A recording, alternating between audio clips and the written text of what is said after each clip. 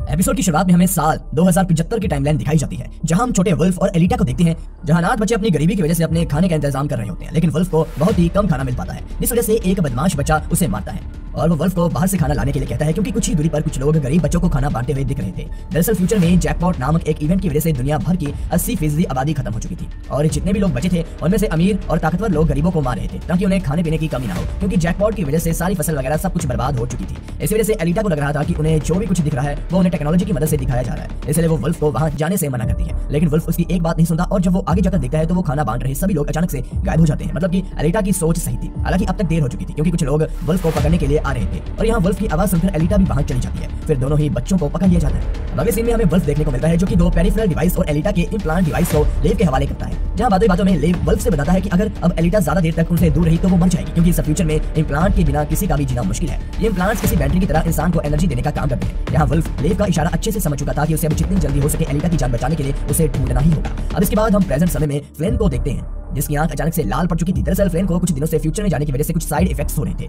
जिसमें अचानक ही उसका एक हाथ पूरी तरह से अकड़ने लग जाता है। हालांकि कुछ देर बाद वो ठीक हो जाती है। तभी उसे और बार्टन से मिलने के लिए वहां टॉमी आता है, क्योंकि पिछली रात टॉमी ने बार्टन को कोरबेल से हाथ मिलाते हुए देखा था, इसलिए वो इस बारे में बार्टन से बात करने के लिए आया होता है, क्योंकि उसे शक था कि फ्लेन और बार्टन शायद किसी बड़ी मुसीबत में फंसे हुए हैं। पर दोनों ही उसे कुछ नहीं बताते और उसे कहते हैं कि सब कुछ एकदम ठीक है। मगर टॉमी के वहां से जाने के बाद फ्लेन बार्टन से कहती है कि हमें टॉमी को सब कुछ बता देना चाहिए, क्योंकि हो सकता है कि वो हमारी कुछ मदद कर सके। इस पर बार्टन फ्लेन को ताना मारते हुए कहता है कि वो जानता है कि बचपन में टॉमी उसका क्रश रह चुका है, पर इस वक्त उन्हें पुलिस से दूर रहना चाहिए। अब इस बात पर दोनों भाई बहन की लड़ाई हो जाती है, जिस वक्त अचानक ही साइड इफेक्ट्स के कारण फ्लिन की आंख फिर से लाल हो जाती है और उसे दौरे पड़ने लगते हैं, जो देखकर बार्टन बुरी तरह से घबरा जाता है और वो तुरंत फ्लिन को लेकर एक डॉक्टर के पास पहुंच जाता है, जो कि असल में टॉमी की मंगेतर है। अब फ्लिन को चेक करने के बाद डॉक्टर उसे कहती है कि ये एक नॉर्मल दौरा था, तो चिंता करने की कोई बात नहीं है। हालांकि तुम्हारी बाकी की स्कैनिंग रिपोर्ट्स आने के बाद मैं पूरी तरह से कह सकती हूँ कि क्या हुआ था। तब तक के लिए तुम किसी भी वीआर डिवाइस से दूर रहो। इसके बाद घर पहुंचकर बार्टन फ्लिन से अपने व्यवहार के लिए माफी मांगता है। साथ ही वो उसे कहता है कि जब तक वो पूरी तरह से ठीक नहीं हो जाती तब तक वो फ्यूचर में ना जाए। इधर फ्यूचर में डॉक्टर नूलन लेव से मिलने के लिए आती है, जहां लीव किसी टेक्नोलॉजी की मदद से अपनी वाइफ डोमिनिका को देख रहा होता है, जो कि वुल्फ के साथ जबरदस्ती डांस कर रही होती है। यहाँ नूलन लीव को टोकते हुए कहती है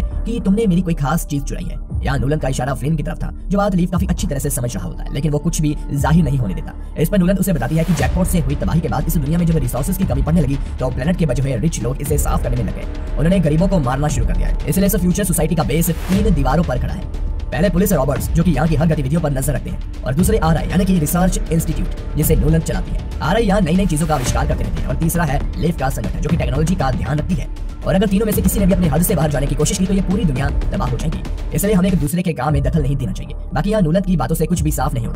इधर पास की टाइमलाइन में हम फ्लिन को देखते हैं, जो कि वीआर सेट की मदद से अपनी बचपन की यादों का अनुभव कर रही होती है। राव से मिलने के लिए वुल्फ आता है, जो कि उससे फ्यूचर में ना आने का कारण पूछता है। इस पर वो अपने साइड इफेक्ट्स के बारे में बताती है, तो वुल्फ उसे कहता है कि ये फ्यूचर में आने या वीआर की वजह से नहीं हो रहे हैं, लेकिन जब तक वो इस साइड इफेक्ट के पीछे का कारण नहीं जान लेता तब तक उसे वहां आने की कोई जरूरत नहीं है। इस बीच फ्लिन वुल्फ से बताती है कि उसने अपनी टाइमलाइन के लीव के अवतार के बारे में पता करने की कोशिश की तो उसके पूरे परिवार की किसी माफिया गैंग ने हत्या कर दी है, जिस पर वुल्फ उससे बताता है कि फ्यूचर के लीव से यहाँ के लीव का कोई भी लेना देना नहीं है, वो दोनों पूरी तरह से अलग है। अब यहाँ से जाते वक्त वुल्फ फ्लिन से ये भी रिवील करता है कि एलिटा उसी की बहन है, जिसके बाद वो जाकर सीधे लीव से मिलता है, जिसे वो उसके पास के परिवार के बारे में बताता है। इस पर लीव वुल्फ से कहता है कि उसने एलिटा को अपने ही स्टफ को बनाने के लिए कहा था, क्योंकि वो एक फार्मास्यूटिकल कंपनी को परखना चाहता था, पर उसका ये प्लान बुरी तरह से फेल हो गया, इसलिए उसने अपने खुद के सभी अल्टरनेटिव वर्जन और उसके सभी परिवारों को मारना शुरू कर दिया। मतलब कि इन सब में लीव का ही आता। हालांकि यहाँ उसकी बातों से उसका असली मकसद क्लियर नहीं होता। अब इसके बाद हम फ्लिन को उसके फ्यूचर की पेरिफेरल बॉडी में देखते हैं, जहाँ वो ऐश से कहती है कि उसे अपने भाई बार्टन और उसके दोस्त कॉनर के लिए 2 पेरिफेरल बॉडीज की जरूरत है। साथ ही वो इस जगह को एक्सप्लोर करने के लिए बाहर निकल जाती है, जिसके लिए ऐश उसे काफी रोकने की कोशिश करती है, लेकिन इस बार फ्लिन ठान कर ही आई थी कि वो अपने सारे सवालों का जवाब जानकर रहेगी। साथ ही वो ऐश से कहती है कि एलिटा ने उसे ये क्यों कहा था कि वो अगले 10 साल बाद मर जाएगी।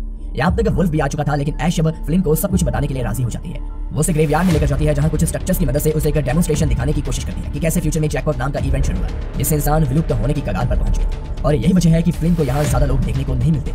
आगे ऐश बताती है कि जैकपॉट एक ऐसा इवेंट है जो कि कई बड़े बड़े विनाशकारी घटनाओं से मिलकर बना है। फ्लिन इस वक्त जिस दुनिया में रह रही है वहाँ करीब 7 साल बाद एक ऐसा पैंडेमिक वायरस फैलेगा, जिसकी वजह से इंसान का पैनक्रियाज और ब्लैडर में इतना खून भर जाएगा कि वो पूरी तरह से फट जाएंगे, और इस खतरनाक वायरस की वजह से दुनिया भर में करोड़ों लोगों की जान चली जाएगी। उसके बाद पूरे अमेरिका में एक डिजिटल ब्लैकआउट होगा, और फिर आखिर में देश में सिविल वॉर की शुरुआत होगी, जिसकी वजह से यहाँ आज फ्लिन और उसका परिवार रहता है। वहाँ पास ही में एक न्यूक्लियर स्टेशन पर हमला होगा, जैसे एक न्यूक्लियर बम एक्टिव होकर ब्लास्ट हो जाएगा, और क्योंकि फ्लिन का घर उसे बहुत पास है तो वो और उसका पूरा शहर मिट जाएगा।